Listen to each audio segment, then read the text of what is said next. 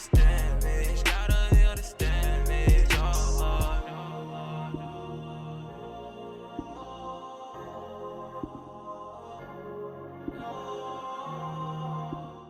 Hey Chronicle Nation, welcome back to chapter 14.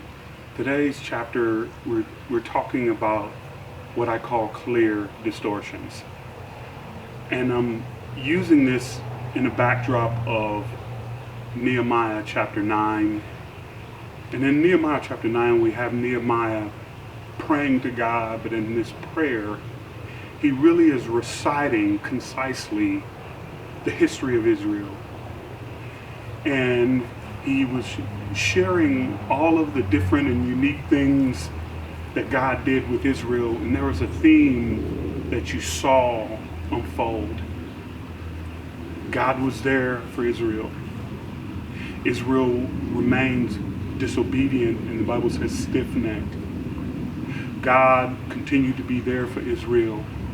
Israel continued to get worse until God had had enough, and so God let them be captured by other nations. And them getting captured by other nations, God had exposed them to something that allowed them to see how good they had it. They cried out to God, God delivered them, and sadly, Chronicle Nation, the pattern repeated itself. And this pattern repeated itself all the way to the end of chapter 9 when Nehemiah said, we were back in slavery again. And if you understand, Israel had been delivered from slavery of Egypt. But they were back in slavery again because of their patterns and their distortions.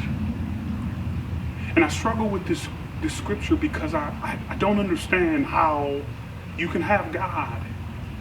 You can have God's love and support. You can have good things in your life, but they're not enough. You have to destroy them. Have you ever met people who good things, stability, is something in them that they love and live in calamity? That was Israel. And as I began to study more and more about this nation, I began to realize that they lived in this space of distortion. They didn't see themselves the way God saw them. They didn't see each other in the true reality of who they were. They lived in this space of distortion where what they did made sense to them. And they lived that way. No matter what God exposed them to, it never changed them. Chronicle Nation, I grew up in a very, very bad area of Ohio. And I went to difficult, rough schools where gangs were and fights were. And I grew up in a difficult home with an abusive father and not much money.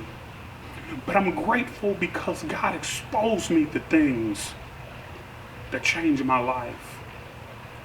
And here's the thing, God exposes us to things to teach us, to warn us, to encourage us, but with always the goal in mind to change us.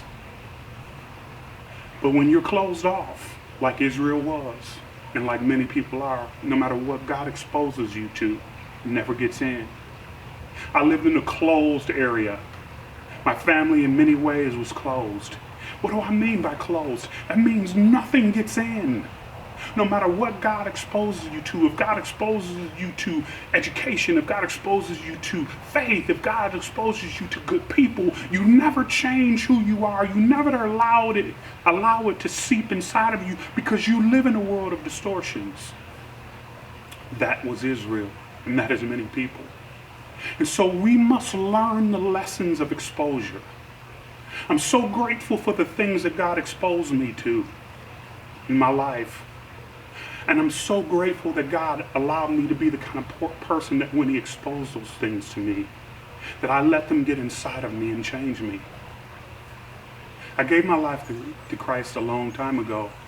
And Chronicle Nation, I remember it like it was yesterday. I was 15 years old. I was walking home from church with my cousin who was my best friend, and we were laughing and talking and having a great time discussing the night as I was baptized, and I was this Jesus Christ thing, and I didn't understand it, but I was just excited. And we were laughing and talking. The next thing I know, I looked to my left and my cousin wasn't there with me. And I turned around and he had stopped, and I said, "What happened?" And he said, "You just cursed." And that stuck with me, Chronicle Nation, because many times when God takes you out of your reality, when he takes you out of your Egypt, it's hard, it's a longer time for God to take the Egypt out of you. God delivered Israel from slavery. They were enslaved for 430 years, but it took many years longer for God to root out that evil out of them, that disobedience out of them. I'm telling you, sometimes God changes us through exposure.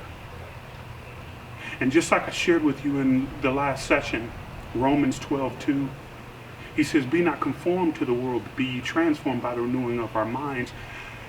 God exposes us to things so he can transform our way of thinking, thereby transforming our way of living. But Israel never transformed. They continued to conform. And conformity, Chronicle Nation, will lead you back to slavery.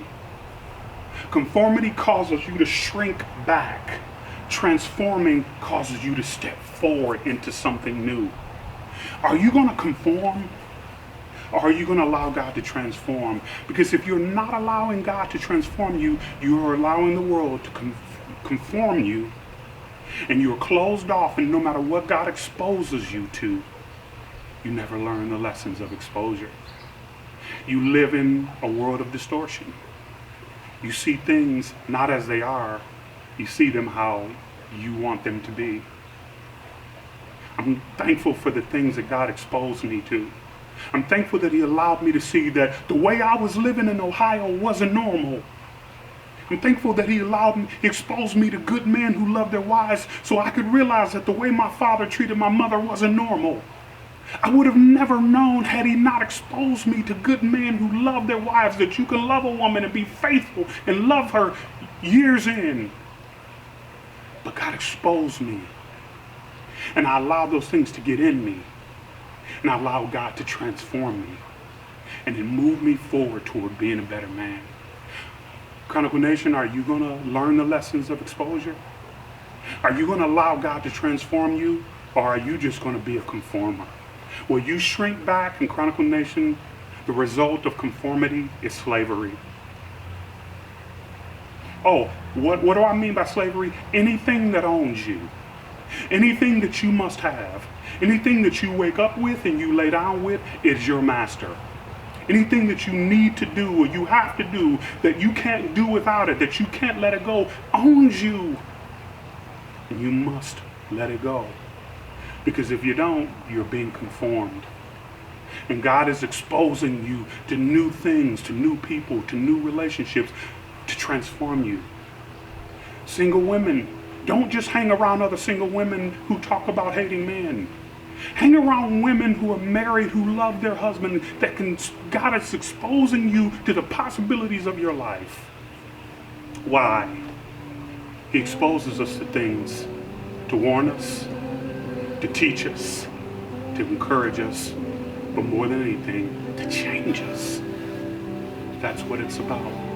God bless you, Chronicle Nation. Continue to support us. Continue to look for us on Twitter and Instagram and Facebook. Continue to look at our website, thejosephchronicles.com. We put a lot of our poetry on there.